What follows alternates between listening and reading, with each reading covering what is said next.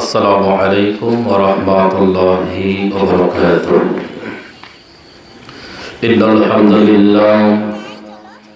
ইন্নাল হামদালিল্লাহি নাহমাদুহু ওয়া নাস্তাঈনুহু ওয়া নাস্তাগফিরুহু ওয়া না'উযু বিল্লাহি মিন শুরুরি আনফুসিনা ওয়া মিন সাইয়্যাতি আ'মালিনা মান ইয়াহদিহিল্লাহু ফালা মুদিল্লা লাহু ونشهد أن لا إله إلا الله وحده لا شريك له ونشهد أن سيدنا إمامنا قدوتنا حبيبنا طبيبنا وطبيب أرواحنا محمد صلى الله عليه وسلم الذي أرسله بالحق بشيرا ونذيرا وداعيا إلى الله بإذنه وسراجا منيرا فقد قال الله تعالى في كلامه المزيد والفرقانه الحميد أعوذ بالله من الشيطان الرجيم إن الصفا والمروة من شعائر الله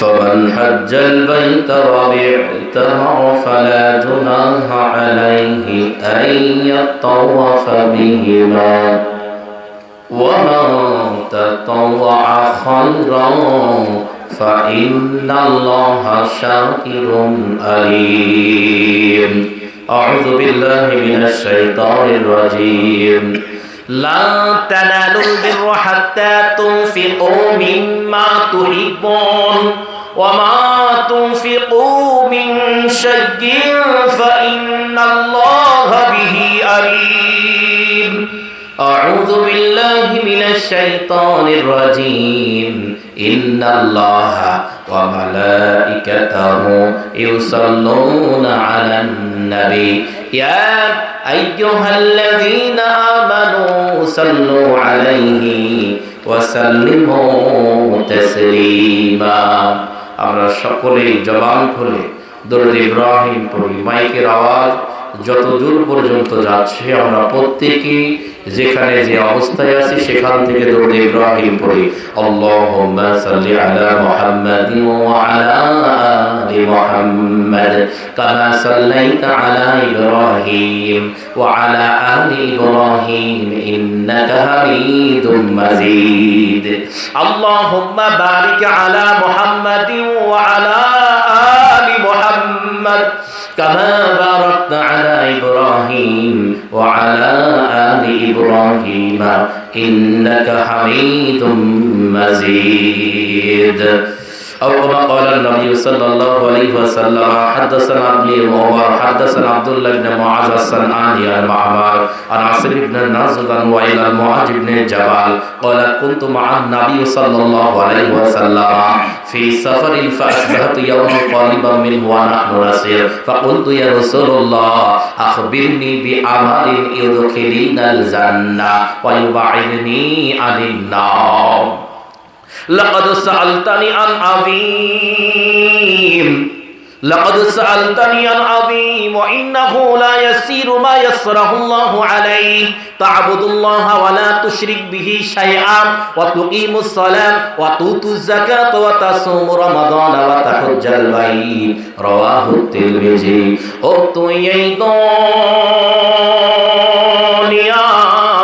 মায়াই পড়ে করছো কি যে বাহানা এই যে নয় তোর আসল বাড়ি কবর যে তোর আসল ঠিকানা এই যে নয় তোর আসল বাড়ি কবর যে তোর আসল ঠিকানা ও তুই এই দুনিয়া আমার মায়াই পড়ে করছো কি যে বাহানা, এই যে নয় তোর আসল বাড়ি, কবর যে তোর আসল ঠিকানা।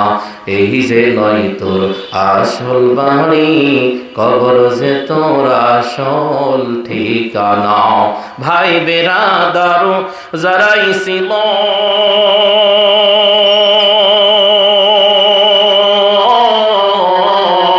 ভাই বেরাদার যারাই ছিল একে একে সব হারালো। তুমি আমি কেউ রব না, তুমি আমি কেউ রব না, দিতেই হবে রওনা। এই যে নয় তোর আসল বাড়ি, কবর যে তোর আসল ঠিকানা। এই যে নয় তোর আসল বাড়ি, কবর যে তোর আসল ঠিকানা। আলহামদুলিল্লাহ, হলুদঘর জামে মসজিদ প্রাঙ্গণে আজকে ঐতিহাসিক তাফসীরুল কোরআন মাহফিলে যে মহান রব্বুল আলামিন আমাদেরকে কবুল করেছেন, আমরা খুশি না বেজার? যদি খুশি হয়ে থাকেন কলিজা উজাড় করে সে মহান রব্বুল আলামিন, মহান মালিক, মহান সৃষ্টিকর্তার দরবারে লক্ষ্য করি, শুকরিয়া আদায় করি। আমরা সকলেই জবান খুলে বলি আলহামদুলিল্লাহ। লক্ষ্য করি দরুদ এবং তাসলিমাত বর্ষিত হোক আমাদের প্রিয় হাবিব রহমাতাল লিল আলামিন সাইয়্যিদুল মুরসালিন খাতামান নাবিয়্যিন আশরাফে আম্বিয়া দুলালে আমিনা, দুঃখীদের প্রিয়জন, গরিবের সহায়, উম্মতের কান্ডা, রহমতের ভান্ডার, যিনি আজ থেকে প্রায় ১,৫০০ বছর আগে মক্কা মুআজ্জামে এসেছিলেন। হযরত ঈসা আলাইহিস সালামের জন্মের ৫৭০ বছর পরে যে মহামানব এসেছিলেন, হযরত নূহ পয়গম্বর আলাইহিস সালামের জমানায় যেই মহাপ্লাবন হয়েছিল, সেই মহাপ্লাবনের ৩,৯১৩ বছর পরে যে মহামানব এসেছিলেন, হযরত আদম আলাইহিস সালামকে জান্নাত থেকে নেমে দেওয়ার ৬,১২৫ বছর পরে যে মহামানব এসেছিলেন, শুধু মহামানব নয়, দুঃখীদের প্রিয়জন, গরিবের সহায়, উম্মতের কান্ডা, রহমতের ভান্ডার জনাবে মুহাম্মদ রাসূলুল্লাহ সাল্লাল্লাহু আলাইহি ওয়াসাল্লাম। নবীজির নাম শুনলে জবান দিয়ে বলবেন সাল্লাল্লাহু আলাইহি ওয়াসাল্লাম। কেন আল্লাহ নবী বলেছেন, রসুলে আল্লাহ ফরমাদা আস হর কি একবার বরমান দরুদ খাওয়ান, আল্লাহ তাআলা ও ফেরেশতাগা বরওয়ায়ে 10 বার রহমত বগুয়ান। সুবহানাল্লাহ বলেন। আল্লাহ নবী বলেন, কেউ যদি আমি নবীর উপর একটিবার দরুদ পাঠ করে, আল্লাহ রাব্বুল আলামিন এবং ফেরেশতারা ওই বান্দার উপর 10 বার রহমত নাজিল করে দেন। সুবহানাল্লাহ। এই জন্য নবীজির নাম শুনলেই জবান দিয়ে দরুদ পড়বেন, আর বেশি বেশি করে প্রশংসা করবেন। একজনের আওয়াজ দিয়ে বলেন তিনি কে? আওয়াজ দেন তিনি কে? আল্লাহ বলে, বান্দা তোর এক গ্লাস পানির দরকার, আমি আল্লাহ রাব্বুল আলামিন সমুদ্রকে সমুদ্র পানি দান করলাম। সুবহানাল্লাহ বলেন। আল্লাহ বলে, বান্দা তোর এক মুঠ খাবারের দরকার, আমি আল্লাহ রাব্বুল আলামিন কোটি রকমের খাবার দান করে দিলাম। আল্লাহ বলে, বান্দা তোর একটু অক্সিজেনের দরকার, আমি আল্লাহ রাব্বুল আলামিন আসমান জমিনের ফাঁকা জায়গাটা অক্সিজেন দিয়ে পরিপূর্ণ করে দিলাম। আল্লাহ বলে, বান্দা আমি আল্লাহ রাব্বুল আলামিন যে সকল নিয়ামত দান করলাম, এগুলো তুমি ভক্ষণ করবা, আর আমি আল্লাহ রাব্বুল আলামিনের শুকরিয়া আদায় করবা। আমি আল্লাহ রাব্বুল আলামিন তোমার জিন্দেগীর সমস্ত গুনাহগুলো মাফ করে জান্নাতুল ফেরদাউসের মেহমান বানিয়ে দিব। সুবহানাল্লাহ। আল্লাহর যত বেশি শুকরিয়া আদায় করবেন, আল্লাহ রাব্বুল আলামিন খুশি হয়ে যাবেন। সুবহানাল্লাহ বলেন। আর নিয়ামতটা বৃদ্ধি করে দিবেন। আল্লাহ রাব্বুল আলামিন বলে, বান্দা আমি আল্লাহ রাব্বুল আলামিন তোমাকে যা কিছু দান করেছি রে বান্দা, তুমি দেখো আমি আল্লাহ রাব্বুল আলামিন কত নিয়ামত তোমাকে দান করলাম। এই জন্য আমি আল্লাহ রাব্বুল আলামিনের গোলামি করবা, দাসত্ব করবা, আর শুকরিয়া আদায় করবা। আল্লাহ রাব্বুল আলামিন বলে, বান্দা তুমি শোনো, দুনিয়ার জীবনে বিভিন্ন জায়গায় বিভিন্ন ব্যতিব্যস্ততায়, দুনিয়ার বিভিন্ন ফিতনায় তুমি নিমজ্জিত হবা, কারণ তোমার শিরা উপশিরায় ঢোকার দায়িত্ব আমি আল্লাহ রাব্বুল আলামিন ওই ক্ষমতা ইবলিস নামের শয়তানকে দিয়ে ফেলেছি। আমার আল্লাহ রাব্বুল আলামিনের কাছ থেকে ইবলিস ক্ষমতা চেয়ে নিয়েছেন, কেননা দুনিয়ার জীবনে এমন কোন জায়গা নাই যেখানে সিজদা করতে বাকি রাখছেন। এত ইবাদত করেছেন, এত গোলামি করেছেন, ফেরেশতাদের ইবাদতকে হার মারিয়ে ফেলেছেন ইবলিস। যখন অভিশপ্ত হয়ে গেল, আল্লাহ বললেন ফাসাজাদু ইল্লা ইবলিস আবা ওয়াস্তাকবার, শুধুমাত্র কেবলমাত্র ইবলিস সিজদা করলেন না, অস্বীকার করলেন। আল্লাহ বললেন লি আদমা, তোমরা আদমের জন্য সিজদা করো। সুবহানাল্লাহ বলেন। প্রত্যেকেই সিজদা করলেন, সবাই গোলামি মেনে নিল, সবাই দাসত্ব মেনে নিল, ইল্লা ইবলিস, ইবলিস ব্যতীত আবা ওয়াস্তাকবার, সে অস্বীকার করলো, ওয়া কানা মিনাল কাফিরিন, সে কাফেরদের অন্তর্ভুক্ত হয়ে গেল। নাউজুবিল্লাহ বলেন। এবার ইবলিস আল্লাহকে ডাক দিয়ে বলে, ও আরশে আজিমের মালিক, আমি দুনিয়ার জীবনে এত ইবাদত করলাম, গোলামি করলাম, দাসত্ব করলাম, এটার জন্য আমার কি রেজাল্ট দিবেন আপনি? আল্লাহ রাব্বুল আলামিন ইবলিসকে ডাক দিয়ে বলে, ইবলিস তুমি দুনিয়ার জীবনে এমন কোন জায়গা সিজদা করতে বাকি রাখো নাই, চুল পরিমাণ কোন জায়গা তুমি বাকি রাখো নাই। তুমি এত গোলামি, এত দাসত্ব, এত ইবাদত করছো ইবলিস, আসমানেও ইবাদত করছো, ফেরেশতাদেরকে হেল বানিয়ে দিয়েছো, তুমি আমি আল্লাহর কাছে কি চাও? ইবলিস বলে, এবার আমি সুযোগ পেয়েছি। ইবলিস যখন সুযোগ পায়, ইবলিস আল্লাহকে ডাক দিয়ে বলেন, ও আরশে আজিমের মালিক, আমাকে কিয়ামত পর্যন্ত তুমি হায়াত দিয়ে দাও। আল্লাহ বলেন, দিয়ে দিলাম। ইবলিস আল্লাহকে ডাক দিয়ে বলে, রব্বুল আলামিন, যে আদম সন্তানের জন্য আমি আজকে অভিশপ্ত হয়ে গেলাম, যে আদম সন্তানের জন্য, যে আদমকে আমি সিজদা করার না কারণে, সিজদা না করার কারণে আমি আজকে কাফের হয়ে গেলাম, অস্বীকারী হয়ে গেলাম, আমি চির অভিশপ্ত হয়ে গেলাম, যার কারণে রব্বুল আলামিন সে আদম সন্তানের শিরা উপশিরায় ঢোকার ক্ষমতা আমাকে দিয়ে দাও। আল্লাহ বলেন, দিয়ে দিলাম। আল্লাহর কাছে অনেক কিছু চেয়ে নেওয়ার পরে আল্লাহকে চ্যালেঞ্জ করতেছেন, ও রব্বুল আলামিন, ও আরশে আজিমের মালিক, তোমার ইজ্জতের কসম করে বলি, আদম সন্তানকে ডানে বামে সামনে পিছনে চতুর্দিক থেকে আমি আক্রমণ করব। নাউজুবিল্লাহ বলেন। আল্লাহকে ডাক দিয়ে বলে, আল্লাহ, আদম সন্তানকে ডানে বামে সামনে পিছনে চতুর্দিক থেকে আক্রমণ করে আদম সন্তানকে জাহান্নামের দরজায় পৌঁছিয়ে দিব। একটু জিকির করেন, লা ইলাহা ইল্লাল্লাহ, বলেন লা ইলাহা ইল্লাল্লাহ, সবাই লা ইলাহা ইল্লাল্লাহ, বলেন লা ইলাহা। আসলে বাড়িতে গেলে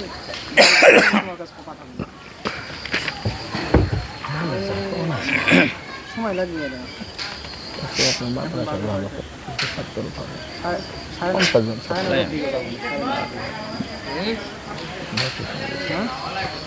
আসসালামু আলাইকুম। হয় পাঠা দিন হলুদ ঘর আসছি। হ্যাঁ হ্যাঁ ভাই সাথে আসছি। পরে পরে 9:00-10টার দিকে পাঠাবো, দেখুন কল দিন স্কুল। হ্যাঁ এমনি এমনি হেলাল ভাইয়ের সাথে আসছি, চলে যাবো না পর। হেলাল ভাই ওয়াজ করা পরে চলে যাবো। কিছু বলতেন? আচ্ছা আচ্ছা,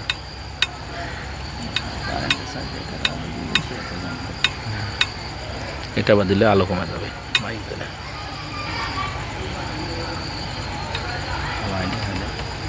সে আসছে,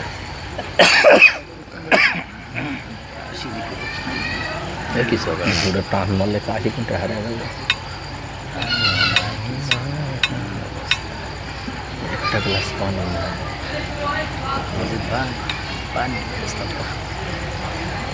বোতল নাই, এমনি ঠান্ডা পানি হলে দাও তো। জিকির করেন, লা ইলাহা ইল্লাল্লাহ, বলেন লা ইলাহা ইল্লাল্লাহ, সবাই লা ইলাহা। এই দুনিয়ায় রব না চিরকাল,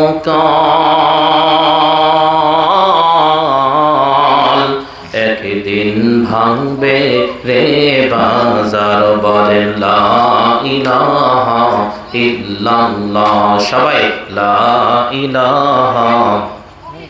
আমি শেষ করে দিচ্ছি, আপনারা কি বিরক্ত হচ্ছেন?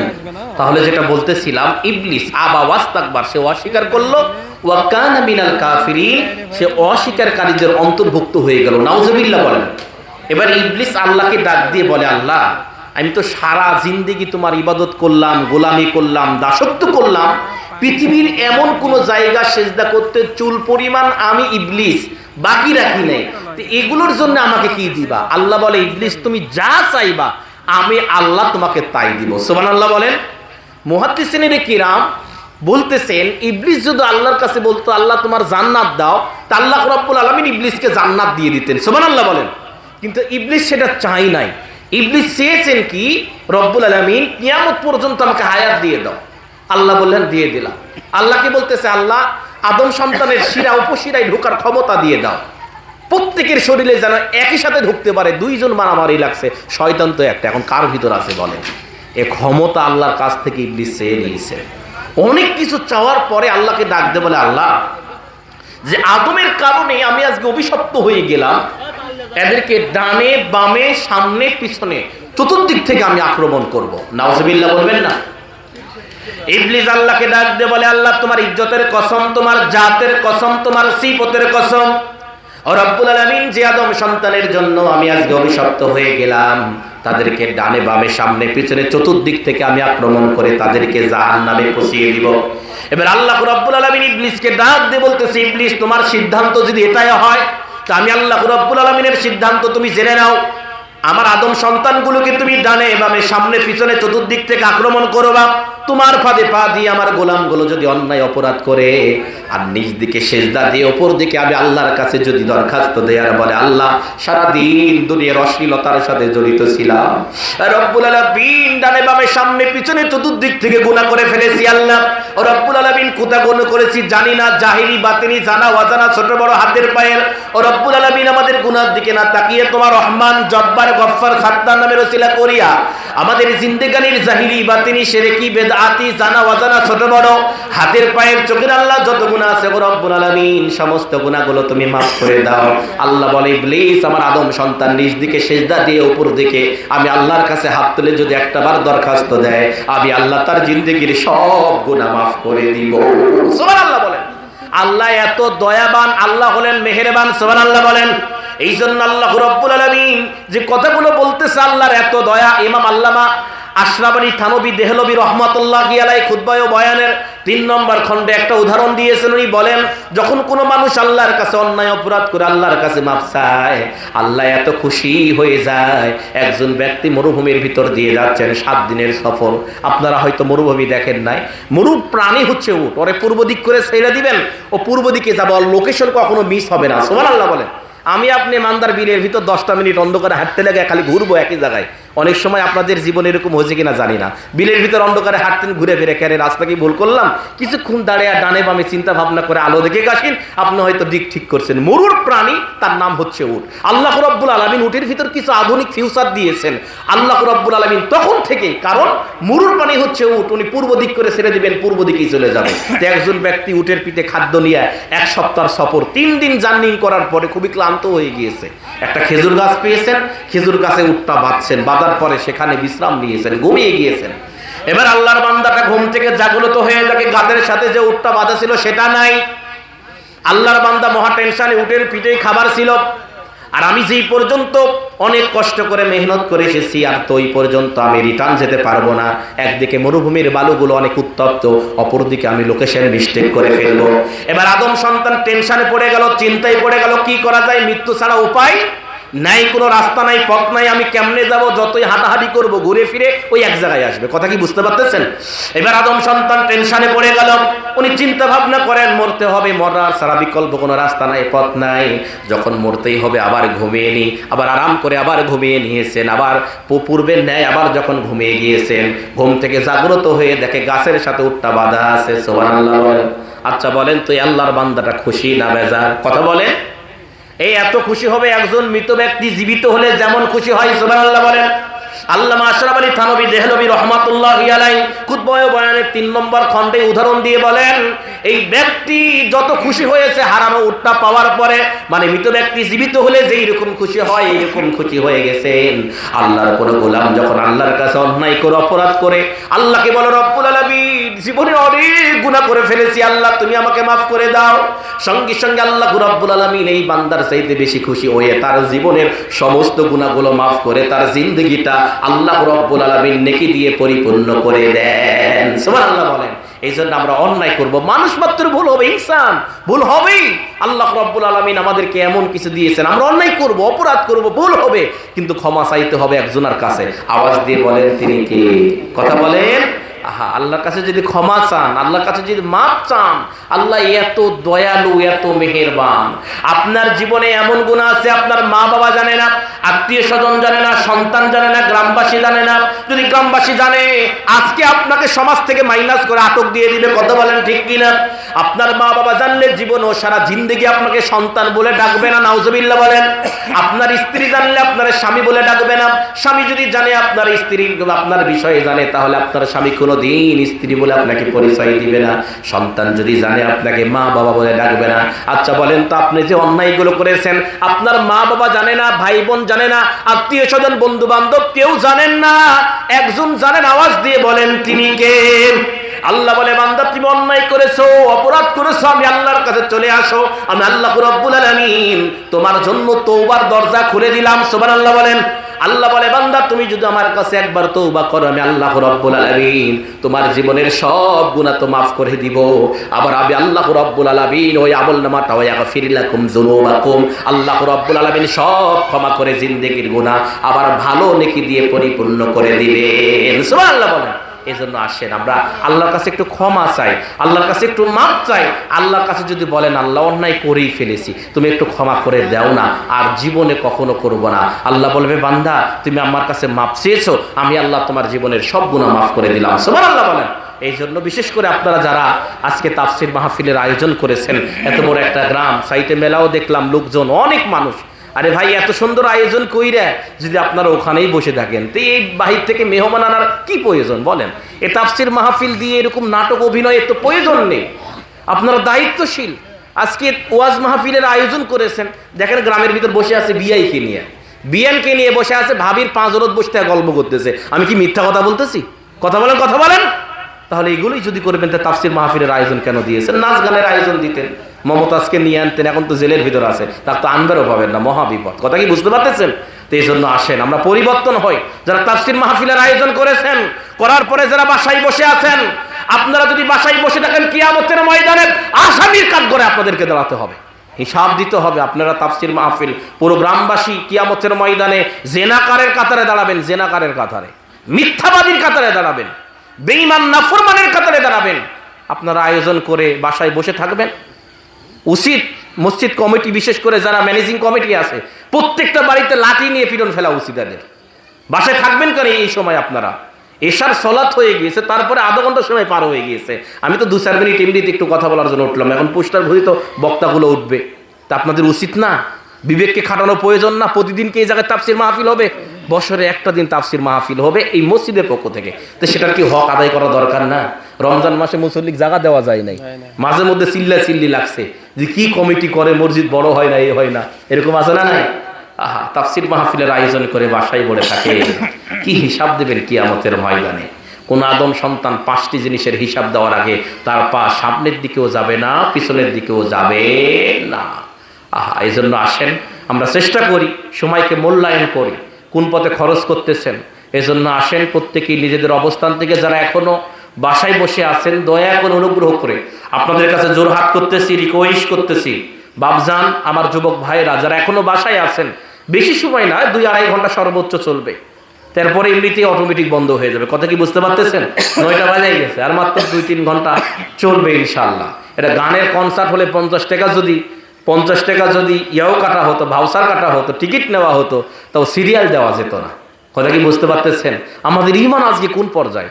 আল্লাহ নবী, একজন সাহাবী জিজ্ঞাসা করতেছে, ইয়া রাসূলুল্লাহ, আমার ঈমান আছে, এটা আমি বুঝবো কেমন করে? আল্লাহ নবী বলতেছেন, শোনো, ভালো কাজ যদি তোমাকে ভালো লাগে আর খারাপ কাজ যদি খারাপ লাগে, তাহলে বুঝে নিও তোমার ভিতরে ঈমান আছে। সুবহানাল্লাহ বলে। এই যে তাফসীর মাহফিল, এটা ভালো না খারাপ? তো ভালো কাজ আপনি এখনো নাই কেন এই জায়গায়? মানে বোঝা যাচ্ছে আপনার ঈমান নড়বড়ে হয়ে গেছে। ওই ঈমান দিয়ে পরকাল পার হতে পারবেন না, তো কবর পার হতে পারবেন না। আল্লাহ নবী বলেন, ইন্নাল মাইয়িতা ইয়াসিরু ফিল কবরি ইলা যাহরাতিহা, আল্লাহর কোন গোলাম যখন দুনিয়া থেকে বিদায় নিয়ে অন্ধকার গহীন কবরের ভিতরে যাবে, গোলামটা যদি ইমানদার হয়, কবরের ভিতর টেনশন মুক্ত থাকবে। সুবহানাল্লাহ বলেন। ফেরেশতা জিজ্ঞাসা করবে তোমার রবকে, ইমানদার ব্যক্তি হাসতে হাসতে জবাব দিবেন, আর বেঈমান নাফরমান যদি হয়, কবরের ভিতর সংকীর্ণ অবস্থায় থাকবেন। নাউজুবিল্লাহ বলেন। ফেরেশতা জিজ্ঞাসা করবে তোমার রব কি? বেঈমান নাফরমান বলতে পারবে না। ফেরেশতা বলবে তোমার দিন কি? বলবে জানি না। ফেরেশতা বলবে তুমি কি এই ব্যক্তিকে চিনো? আল্লাহর নবীকে ফেস টু ফেস দেখানো হবে। বেঈমান নাফরমান বলবেন আমার সঠিক মনে পড়ে না, নাউজুবিল্লাহ বলেন। আসমান থেকে আওয়াজ হবে বেঈমান নাফরমান মিথ্যা কথা বলে, এর কবরের ভিতর আযাবের ফেরেশতা পাঠিয়ে দাও, নাউজুবিল্লাহ বলেন। এমন কঠিন অবস্থা হবে বেঈমান নাফরমানের কবরে, আর ইমানদারের জন্য কবরটা হয়ে যাবে জান্নাতের বাগান, সুবহানাল্লাহ বলেন। ফেরেশতা জিজ্ঞাসা করবে তোমার রব কে? ইমানদার ব্যক্তি হাসতে হাসতে জবাব দিবেন আর বলবেন আমার রব হলো আল্লাহ। আচ্ছা বলেন তো আমাদের রব কে? বলেন বলেন। আল্লাহ ইয়া মাহরম, বলেন না একটু। এই রবি আমার সব, আল্লাহ ইয়া মাহরম, এই রবি আমার সব, দমে দমে তনু মনে তার অনুভব, দমে দমে তনু মনে তার অনুভব, আল্লাহ ইয়া মাহরম, এই রবি আমার সব, আল্লাহ ইয়া মাহরম, এই রবি আমার সব। আলহামদুলিল্লাহ বলবেন না? তোমার দুনিয়াতে আমি যেদিকে তাকাই, অথই নিয়ামতে ডুবে আছি সবাই। তোমার দুনিয়াতে আমি যেদিকে তাকাই, অথই নিয়ামতে ডুবে আছি সবাই।